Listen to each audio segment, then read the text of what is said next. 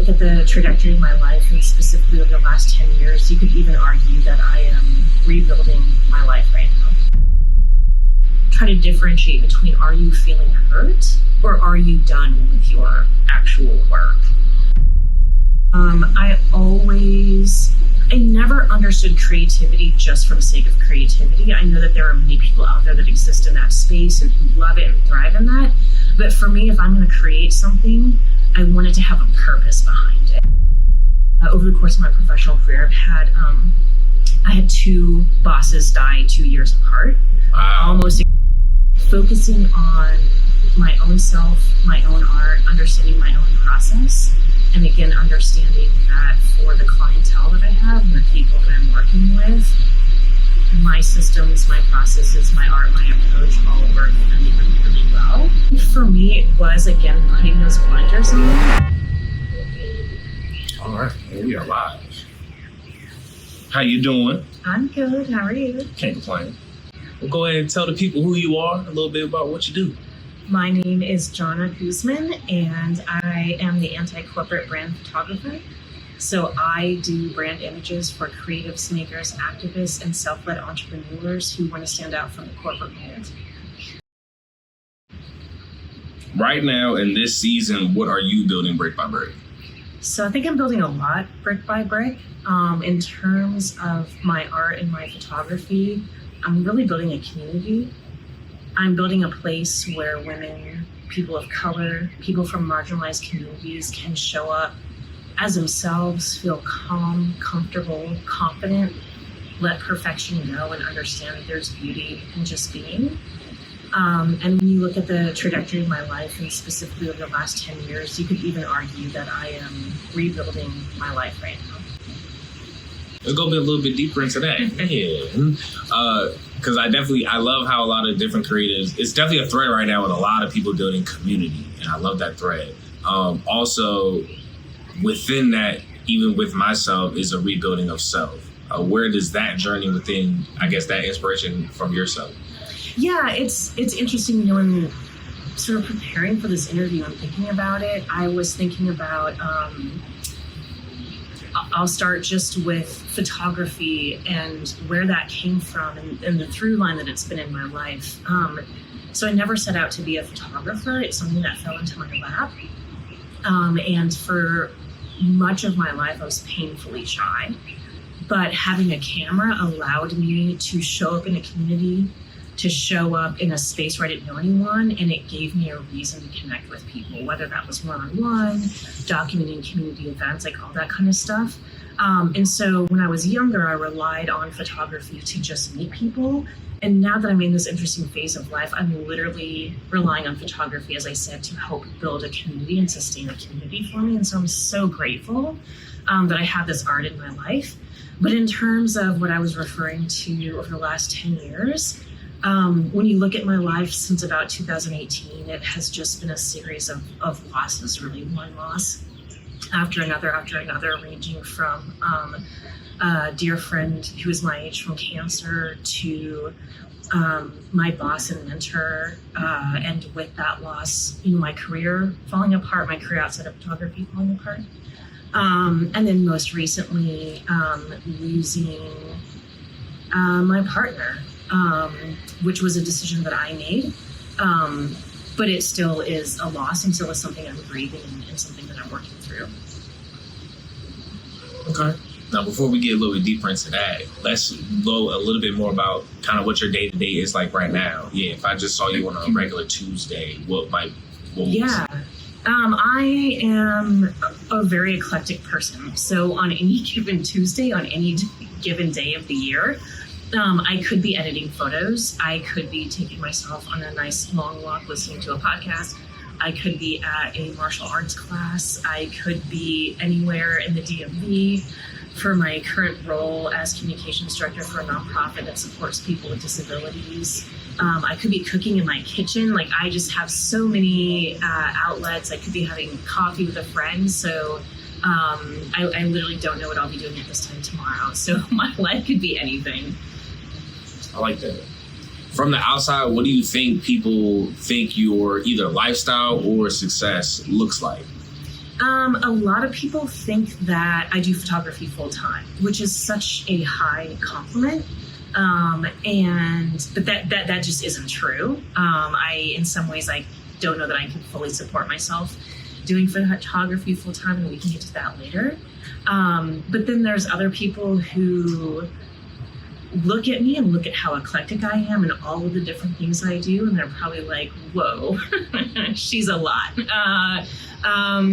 So yeah, I think it just kind of depends on who you are and how you perceive the world. And I don't mind being my Aquarius eclectic self. That's fair. Yeah, let's definitely dig a little bit deeper into that one. That is always a common misconception with a lot of creators, even myself. Mm-hmm. Yeah, people thinking what I do is full time. One, I want to know, what is your balance, right? Mm-hmm. And then your feelings on it, like having to have that balance of kind of paying the bills, but then also being able to do what you love. So I have always made a career. I've been blessed in that I've been able to make a career out of creativity and activism and that intersection. So for the last 15 years of my working life, I was, and I will probably always consider myself a labor activist. That's part of where this anti-corporate brand photographer stuff comes in. I come from a union family. I've got generations of union members in my family. I'm so proud of that. I know that history. I was raised with that history. I moved out to DC from the middle of the Midwest to pursue that as a career. And I'm so thankful that I got to do that. And even now in my professional life, I'm still balancing that intersection of creativity and activism. It just looks a little bit different. It's more community building rather than like in your face labor union support.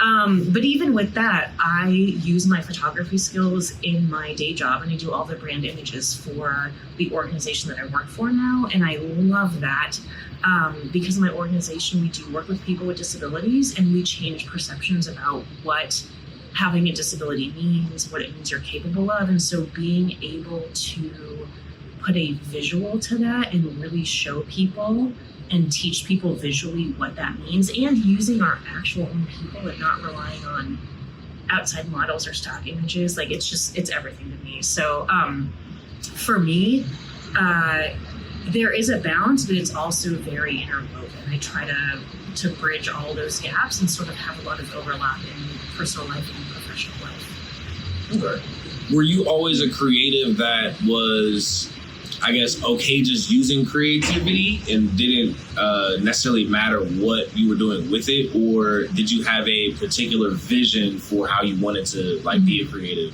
and then that kind of changed over time? I wouldn't call it a vision. I would call it more of a calling. I never understood creativity just for the sake of creativity. I know that there are many people out there that exist in that space and who love it and thrive in that. But for me, if I'm going to create something, I wanted to have a purpose behind it. And so, my base skill I've always said is writing. So now here we go with another thing where people are like, whoa, what? I thought you said you were a photographer. But I've been a writer for longer than I've been a photographer. I've been a writer for most of my life. And I just always loved the idea of using words and putting words together in a way that supports making the world a better place, whether that's through media relations, op-eds, storytelling, like all of that good stuff. And so photography in some ways is just a natural extension of all of that. What's a moment in the last 1 to 2 years where you seriously thought about quitting? So this is the big one. I had a partner for 19 years, so most of my adult life. And through a series of circumstances, I found out about some really unfortunate conversations where he was not supportive of what I was doing in terms of my photography and specifically how I was marketing myself, and I'll get into that in a second. But he developed a relationship with someone, and I became the butt of their jokes.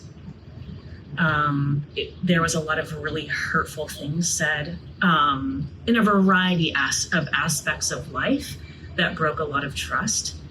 but specifically related to the photography. They were just making fun of the business model, making fun of how I was putting myself out there. And so what led to all of this was, as I had mentioned earlier, I've been through a significant series of losses. I didn't get into everything because it's low and sad, like all the things. But I, over the course of my professional career, I had 2 bosses die 2 years apart. Wow. Almost exactly to the day. It was the same. It was over Thanksgiving weekend for both of them. One was the best boss and mentor I ever had. The other one is someone who was a dear friend. We actually celebrated our birthdays together. She also was my age, totally different person than the person who died of cancer who was my age. And so those things, most people don't think about a boss passing away, but it's actually like really destabilizing. And so when that happened, there was some other events around that happened as well. And I started to question, do I need to start actually building a business for myself and try to do this full time?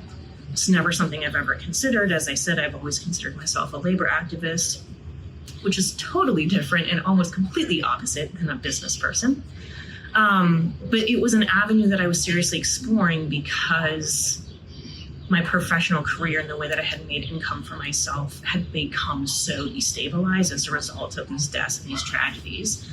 And I knew that I didn't know what I didn't know. So I hired myself a business coach because I wanted to approach it in a way that was thoughtful and deliberate and try to build something, as you say, brick by brick, and try to be really smart about it rather than just like bull in a china shop figuring it out. And the marketing coach that I hired, like me, is a little off the beaten path. And so she taught me a really deliberate form of marketing, which is a polarizing style of marketing, which allows me as a business owner to attract my tribe or my clientele. So it's this push-pull idea. So I push away the people that I'm not interested in working with, but build up and bring into me the people that are going to lift me up, like what I do, and ideally want to come back for more, who are going to be ideal clients. And so for my brand of photography, as someone who is interested in working with people who are outside of the corporate mold, that really meant putting myself out there in a different and unique way. And it meant for me getting a little uncomfortable with some discomfort. Like that's where growth happens, right? So I'm going along with this coach and I'm doing this polarizing marketing, and I've got emails set up and I've got Instagram set up and all this stuff. My partner and his friend, that was one of the things that I came across in one of the conversations. They just really, really dogged on me for that behind my back. And what was interesting is the friend was actually the one that started the conversation, and my partner continued it, allowed it to happen. There was never an approach of curiosity about like, whoa, why are you doing this? Like, let's talk about this. I don't understand this.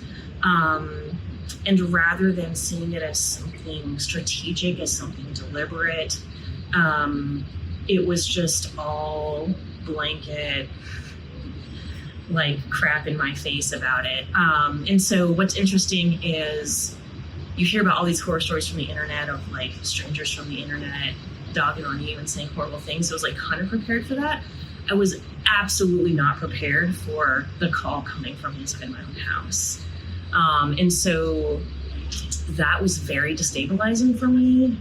It was incredibly hurtful, and it really made me question, am I doing the right thing? What am I doing? Should I even be doing this? I'm not sure. And so it really, in addition to then yet another loss in my life, it also kind of, like I said, destabilized me for a little bit. Yeah, I would love to know, I guess, that initial shock and feeling towards it and that breaking of trust, and then I guess like how you process it over time. I think with a little bit of time with it, what was that journey like in that contrast?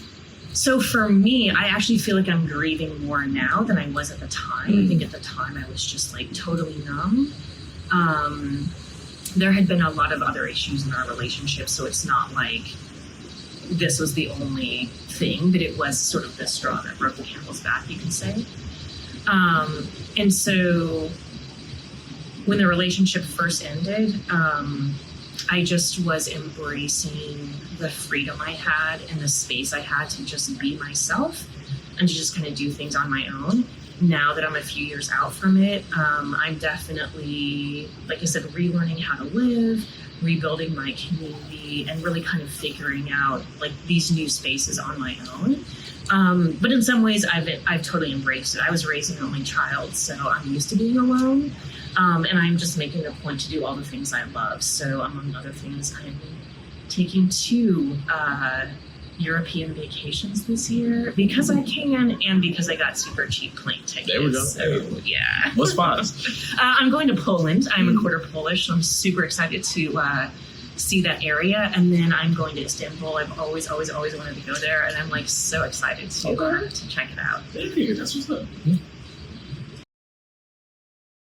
What has this path done for your mental, the good and the bad?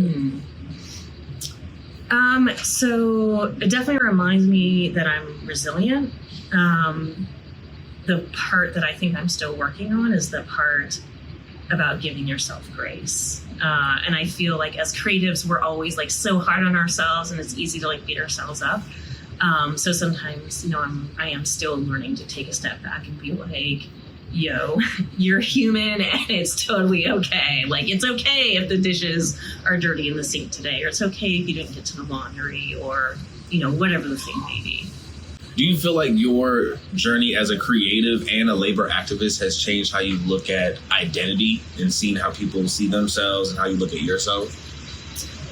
Ooh, that's a great question. I think that because I was born and raised in the labor movement and raised with all of these stories of economic and social justice, that has sort of always been my guiding compass.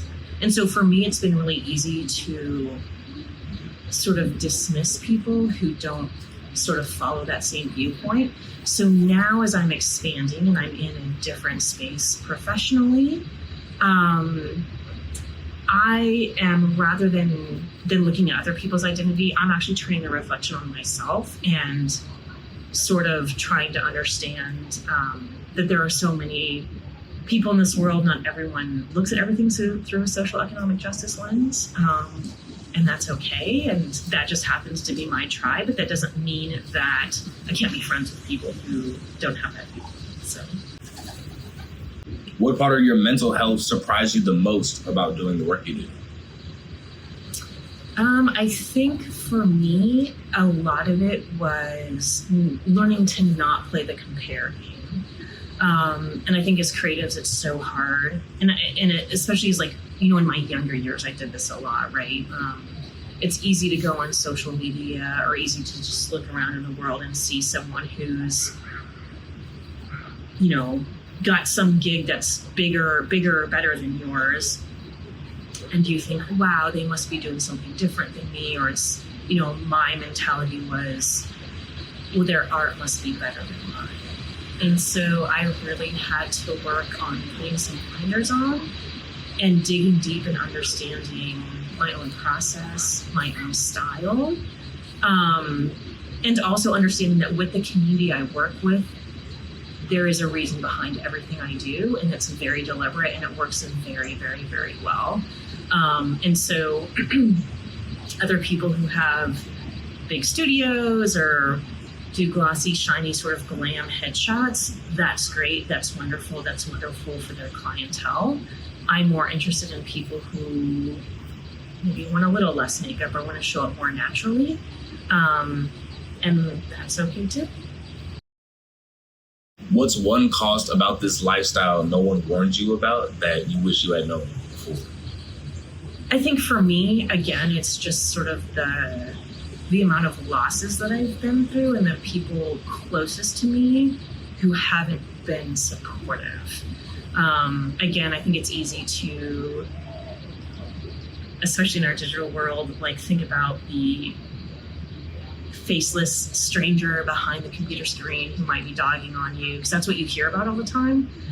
But again, to understand that people close to you aren't always supportive, that was a big lesson learned. What keeps you from folding when it gets like that now? Is it a person, a ritual, a belief, or a rule that you made? I don't think it's any of those things. I actually think it goes back to the community that I'm building and all of the people who see what I'm doing, love it, come to me saying, yes, I want to work with you. I want you to take my headshots. And then also hearing about all the people that I've worked with and how they're using these photos and how much they love them, or people come to me and be like, oh my God, I have your photo in my house. So even though I had that one point that wasn't supportive, I'm trying to make the point to look at all the other hundreds of points that are supportive, and sort of lean into that. What's a boundary that you added that changed everything? I think for me it was, again, putting those blinders on and focusing on my own self, my own art, understanding my own process. And again, understanding that for the clientele that I have and the people that I'm working with, my systems, my processes, my art, my approach all work really, really well. And so I don't necessarily need to be influenced by or feel bad because someone else has a bigger gig than I do, or is in a magazine or whatever. That's not my goal anyway. Yeah, with followers and money not being your goal and community being so important, within that, what do you look at as your scoreboard for success? Sure. I love this question because for me, it comes down to two things. Is it bringing me joy? Number one. And number two, is it expanding my world in some way? And so I was thinking about the photo shoot that you and I did together, right? I had literally never been to that part of DC before. And so that was just one way that my world got expanded through photography. And it was great. It was great working with you. It was great working with another creative. Most of the time I work with people who are a little bit shy, not used to being in front of a camera. And that's what I love about it. I love like building up confidence and working one-on-one and getting them to feel really comfortable. So it was a total treat for me to work with someone who was like, yeah, let's do this. I'm ready. And I know I need the help because I'm big awkward poses if I do it by myself. So yeah. There's someone watching this right now who's in that same I might quit season that you described earlier. What would you say to them that you wish someone had told you? So I think, if you are in a space where someone close to you or those around you aren't supportive, I think the question to ask yourself is try to differentiate between, are you feeling hurt or are you done with your actual work? And those are two very separate things. So if you feel like you've completed your work and you're done and you're ready to try something else, great. But if you're realizing that you're hurt, let's focus on that a little bit. I think it's okay to take a step back, mend your moves, focus on you, focus on what you need to do. But then at some point, you got to get back out there, do it some more, build that community, look for that tribe, and believe in yourself, and just keep going. And again, number one priority is this bringing you joy. Love it. Final question. I want you to finish this sentence in the way that you just comes to mind, or if you want to sprinkle a little something extra on it. You're not behind, you are. I think you're not behind. I think you're right exactly where you need to be. And I think it's easy to, again, as artists and as people who are hard on ourselves, it's easy to look at ourselves and think that we're behind. But in reality, there might be 10 people looking at you being like, oh, damn, I wish I was where she is. So, yeah.